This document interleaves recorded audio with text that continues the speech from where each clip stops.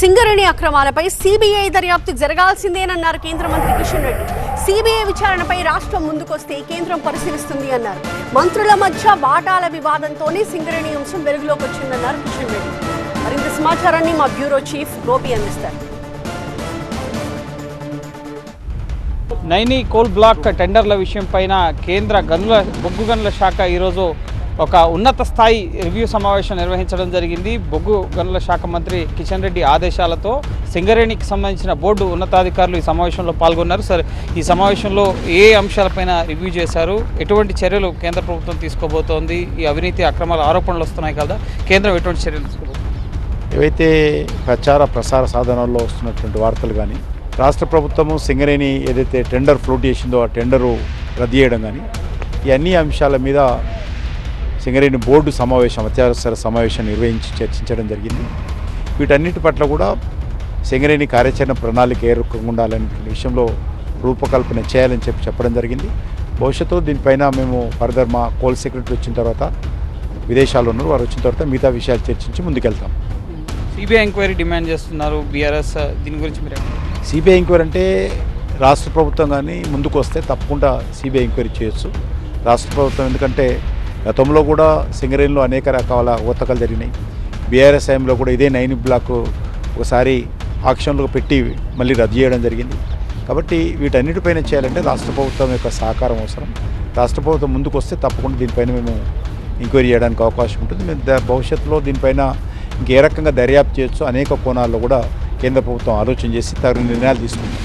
అనేక కోట్ల బకాయిలు ఉన్నాయి రాష్ట్ర విద్యుత్ సంస్థల నుంచి. సో వీటిని చెల్లించాలని చెప్పి గతంలో మీరు లేఖలు రాశారు. సో ఇప్పుడు ఈ సింగరేణిని మీరు టేక్ ఓవర్ చేసే అవకాశం ఉందా? కోల్ ఇండియా దీన్ని టేక్ ఓవర్ చేయడానికి సిద్ధంగా ఉందా? అట్లా ఆ రకంగా ఉండదు. ఎందుకంటే 51% రాష్ట్ర ప్రభుత్వంలో ఉంది. కాబట్టి రాష్ట్ర ప్రభుత్వమే కొంత పారదర్శకంగా సింగరేణిని రక్షించాలి, సింగరేణి కార్మికుల యొక్క భవిష్యత్తు రక్షించాలి, సింగరేణి ప్రాంతానికి సంబంధించినటువంటి ఈ యొక్క ఇంపార్టెన్స్ దృష్టిలో పెట్టుకొని ముందుకు రావాల్సినటువంటి అవసరం ఉంది. సింగరేణిలో ఈ రకమైనటువంటి ఆరోపణలు రావడము, ఈ రకంగా అనేక కుంభకోణాలు జరుగుతున్నట్టు వార్తలు రావడము తెలంగాణ రాష్ట్రానికి కానీ, తెలంగాణ ప్రజలకు కానీ, సింగరేణి భవిష్యత్తు కానీ ఏమాత్రం మంచిది కాదు. దీనిపైన రాష్ట్ర ప్రభుత్వమే ముందుకొచ్చి సింగరేణిని పూర్తిగా స్వతంత్ర సంస్థగా సింగరేణి కార్మికుల యొక్క భవిష్యత్తును రక్షించే విధంగా సింగరేణికి ఇవ్వాల్సినటువంటి బకాయిలు ఇచ్చి సింగరేణి ఏ రకంగా లాభాల బాటలో నడపాలి, ఏ రకంగా మరి మెరుగైనటువంటి బొగ్గును సరఫరా చేయాలనే విషయంలో మరి పూర్తిగా చర్యలు తీసుకోవాల్సిన అవసరం ఉంది. దానికి ఆ రకంగా రాష్ట్ర ప్రభుత్వం ముందుకు వస్తే కేంద్ర ప్రభుత్వం తరఫున అన్ని రకాల సహాయ సహకారాలు అందించడానికి సిద్ధంగా ఉన్నాం. కానీ ఈ రకంగా మంత్రులు వాటాల మీద గొడవలు పడి బజారున పడి ఈరోజు సింగరేణి పరువు ప్రతిష్టను మంటగలపడం, గతంలో బీఆర్ఎస్ పార్టీ అదేవిధంగా ప్రయత్నం చేసింది, ఇప్పుడు కాంగ్రెస్ పార్టీ కూడా అదేవిధంగా ప్రయత్నం చేస్తాం. మీరు ముఖ్యమంత్రికి ఏమన్నా లేఖ రాస్తారా? గతంలో అనేక విషయాలు లేఖ రాస్తారు. గతంలో కూడా రాశాను. నేను ఇప్పుడు కూడా దీనిపైన కూడా మేము భవిష్యత్తుగా ఒక కార్యాచరణ ప్రణాళిక రూపకల్పన చేసి తప్పకుండా మేము ప్రక్రియలో ఏమన్నా మీరు సజెషన్స్ ఇస్తారా? గైడ్లైన్స్ ఆల్రెడీ మేము ఇచ్చాము ఇంతకుముందే. నిన్ననే ఈరోజు మా బోర్డు మీటింగ్లో కూడా మా కేంద్ర ప్రభుత్వ అధికారులు సింగరేణి బోర్డుకి ఇవ్వడం జరిగింది. భవిష్యత్తులో కూడా దీనిపైన చర్చిస్తాం మేము.